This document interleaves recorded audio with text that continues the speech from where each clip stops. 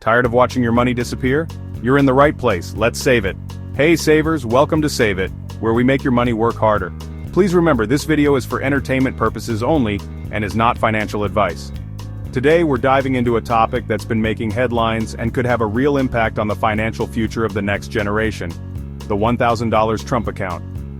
So, what exactly is the $1,000 Trump account? In a nutshell, it's a new initiative where the federal government contributes $1,000 into a specially designated investment account for eligible children. The idea here is to plant a financial seed early, allowing these funds to be invested and, hopefully, grow significantly over many years through the power of compounding. The official name within the One Big Beautiful Bill is actually Birth-Based Custodial Accounts. Who qualifies for this $1,000 boost? This is important. The eligibility for the Trump account is tied directly to when a child is born. Specifically, children born between January 1st, 2025 and December 31st, 2028 are currently eligible. There are also requirements that the child must be a U.S. citizen and have a social security number, and at least one parent must also have a valid social security number and be authorized to work in the U.S. So, if you're expecting or if you've recently had a child in this time frame, this is definitely something to pay attention to. The government intends for eligible children to be automatically enrolled by the Department of the Treasury if an account isn't voluntarily opened by a parent through their tax return. How will these accounts actually function? The $1,000 Trump account is designed to be a tax-deferred investment account, similar in some ways to how traditional IRAs work. The initial $1,000 contribution from the government will be invested in an eligible investment, which must be a mutual fund or exchange-traded fund, ETF, that tracks a U.S. stock index. These funds are required to have annual fees and expenses not exceeding 0.1% of the investment balance, which is great for minimizing costs. But here's where it gets even more interesting. Parents, relatives, and even employers can contribute an additional $5,000 per year to these accounts. These are after-tax contributions, meaning you don't get an upfront tax deduction for them. However, the funds will grow tax-deferred, so you won't pay taxes on the investment gains each year as they accumulate. The annual contribution limit of $5,000 will also be indexed for inflation starting in 2028. No contributions are allowed after a child's 18th birthday. When can the money be accessed, and what can it be used for? This account is built for the long haul.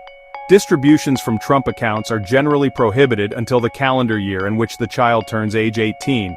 At that point, the account holder can withdraw up to 50% of the funds for specific qualified expenses. These include higher education expenses like college tuition or vocational training/credentialing, small business or small farm expenses, specifically for which the beneficiary has received a small business or farm loan, purchasing a first home for the account beneficiary. Once the account holder turns 25, they can access the full balance for these same qualified purposes. And finally, when they reach 31 years old, the remaining balance is treated as withdrawn and taxed accordingly, meaning the account ceases to be a Trump account at this point. It's important to note how withdrawals are taxed. The earnings portion of the distributed amount is taxable.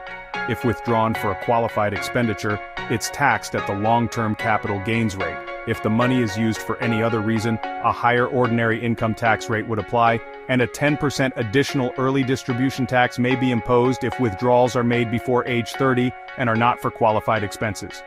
This is a key difference from accounts like 529 plans, which offer tax-free withdrawals for qualified educational expenses. What's the potential impact of these Trump accounts? Even a $1,000 initial investment, when compounded over 18 to 30 years, can grow substantially. With no additional contributions, the initial $1,000 is estimated to grow to about $5,000 by the time the child reaches adulthood. If combined with annual contributions, the growth could be much more significant. This initiative could potentially provide a significant financial boost for these children when they reach adulthood. Whether it's for higher education, starting a business, or a down payment on a home, giving them a real leg up in life. It's a bold policy designed to set up the next generation for success and promote an ownership society. However, like any new program, there are things to consider and some criticisms from financial experts. Compared to other accounts, some argue that Trump accounts offer less generous tax treatment than other existing savings vehicles like 529 plans or Roth IRAs, especially since contributions are not tax-deductible and qualified withdrawals are still subject to capital gains tax. Complexity. The U.S. tax code already has numerous tax-advantaged savings vehicles, and the addition of Trump accounts adds another layer of complexity. Investment restrictions. The requirement for funds to be invested in a U.S. stock index fund means there's no allowance for diversification into bonds or international exposure, or for adjusting to lower-risk portfolios as the child approaches withdrawal age. This can expose the funds to market volatility right before they might be needed. Withdrawal age and tax. The requirement to withdraw the full balance by age 31 might be counterintuitive to true long-term wealth building, as it forces a taxable event. Exclusion of vulnerable children.